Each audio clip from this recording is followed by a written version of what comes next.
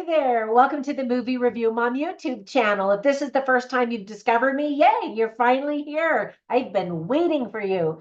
And if you're a returning subscriber, yay, thank you so much for coming back. My subscribers already know that my goal is to save you time and money by giving you this scoop on filmmaking quality and content so that you can decide whether or not you want to spend time or money watching a particular film.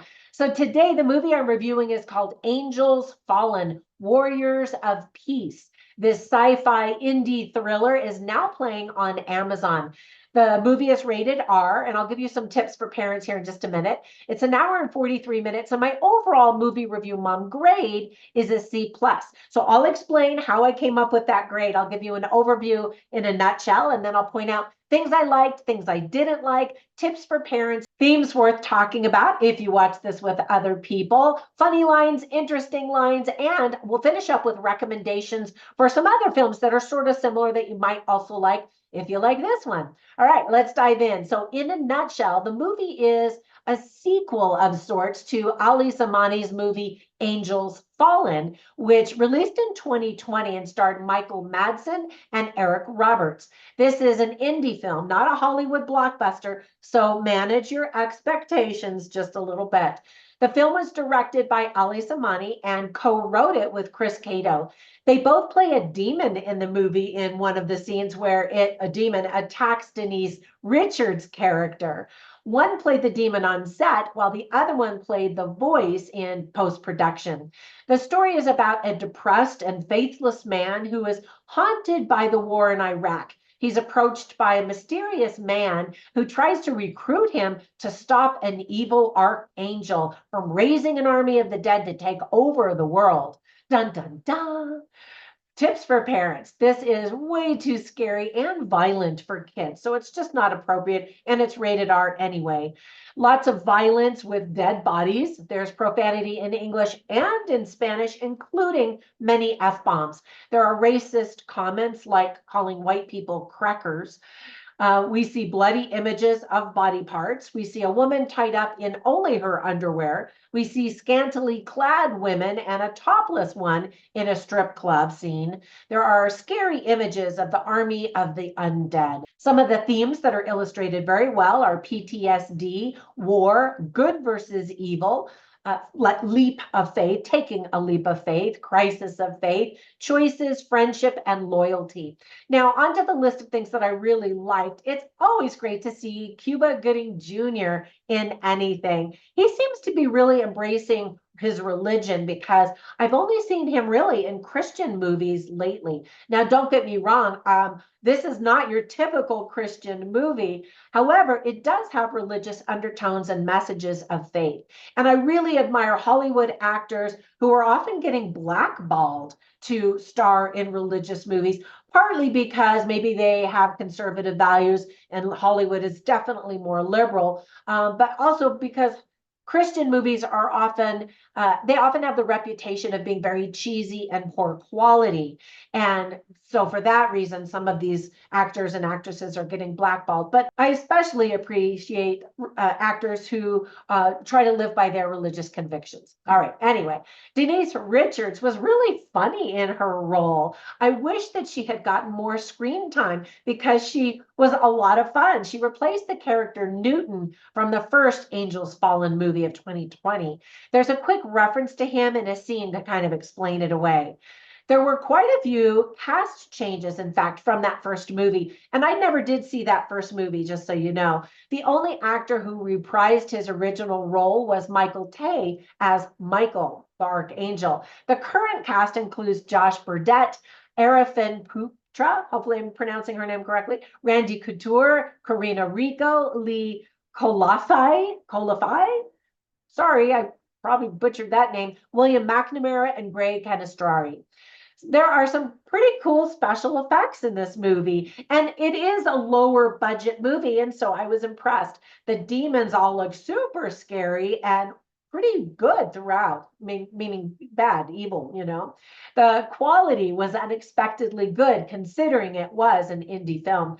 The location scouts did a fantastic job. The live locations are terrific, and really elevated the scenes, I thought. I'd love to know where they filmed the library scene in the film. It looks like a gorgeous library in Europe somewhere. Much of the film is supposed to take place in Georgia, Russia. So maybe that's where they filmed that stuff. There are plenty of action sequences with intriguing weapons to keep you entertained. There's an interesting little twist at the 1 hour, 39-minute mark. So I always like twists. Now, onto the list of things that I didn't like or just thought could have been done better or differently. First of all, the archangel Michael in the Bible is actually the good guy. This movie flips it for some reason, making him the evil villain in the story. And I was wondering why. I mean, it could have been any number of bad guys, but anyway, there is some shaky cam, and I hate shaky cam. For example, the fist fight, there's this boxing sequence towards the very beginning of the movie, wasn't filmed very well. I was either too close or kind of out. I don't know. It was just not filmed well. A lot of the acting is pretty bad also. I like Denise Richards, but her filled lips and fake eyelashes and I don't know, Botox, whatever else was going on, was kind of distracting. She is naturally beautiful and does not need all of that. In case you're listening, Denise, you're gorgeous. Skip all of that silly stuff. Not all of the CGI moments looked very good. They were obviously CGI'd. Some of the dialogue was a little cringy. However, as a university professor, I was pleasantly surprised to hear the word whom used correctly. The musical score is often too loud and overpowers some of the scenes. The pacing runs fast and then very slow, resulting in a kind of a choppy flow with rough transitions. I would love to have had and heard more humor to balance out the very heavy melodramatic moments. But I was grateful for the little bit of humor that there was. And again, it was mostly Denise Richards. And speaking of humor, I always write down funny lines and interesting lines while I'm watching films simply to share them with you so you can get a taste of the dialogue and the script writing quality. You can see all of the lines I wrote down on my written review at moviereviewmom.com, but I'll share just a few of them with you here right now. I don't want this to be a 20-minute review. So one of the funny lines is spoken by Paul, the character played by Lee Colafai. He says, "Is this where we kiss?" And I can't give you all of the backstory and exactly what's happening, but there was some humor, and I thought that that was cute. And then Denise Richards plays this just funny character. She's very, hardcore into the weapons and arming this good army. Anyway, and so she says, when she introduces herself to the new team, she says, "I am Deborah. And no, you cannot call me Deb." And I just thought that that was funny, especially the way that she delivered it. So I wrote a lot more interesting lines. So there's one spoken by Balthazar, who's played by Cuba Gooding Jr. And he says, "They say that where words end, music begins. It's the language of the soul." And I thought that's true. I actually really enjoyed that line. I thought that that was good. A few times, different characters talk about taking that leap of faith. Greg Canastrari's character says, "It takes a leap of faith." And then in another line, he says, "Faith is a matter of trust. You could have the resolve to run toward the ledge, but you believe someone will catch you if you jump." And that's that leap of faith, literally. And then another line that this same Padre character, he's the religious leader of the group, he says, "God is always talking to us. We just have to stop and listen. At the end of the day, you may have faith, but it is always something we're finding." And again, that's to share just a few of the lines to let you know there is a religious undertone and to look for faith. And Christians who maybe like the blood and gore and action might also appreciate having some Christianity or redeeming value in this film. All right, so let me give you some recommendations for three of the films I instantly thought of as I was watching this one. The first one is called Legion. That's a movie from 2010, and it has to do with angels and devils and good guys and bad guys, and it's done pretty well. And if you want to compare that, watch that one, watch this one, and then comment down below and let me know which one you liked better.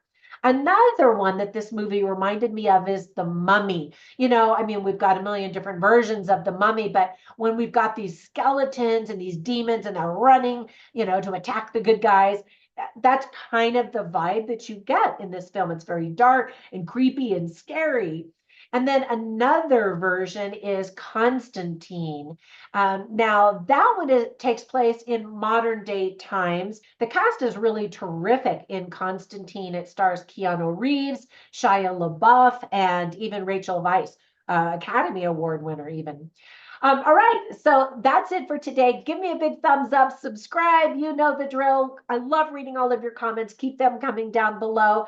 And let me know if there's a new upcoming movie that you're excited to watch that you want me to review. I probably have it on my list, but just in case, comment down below and I'll be sure to get on the lookout for it.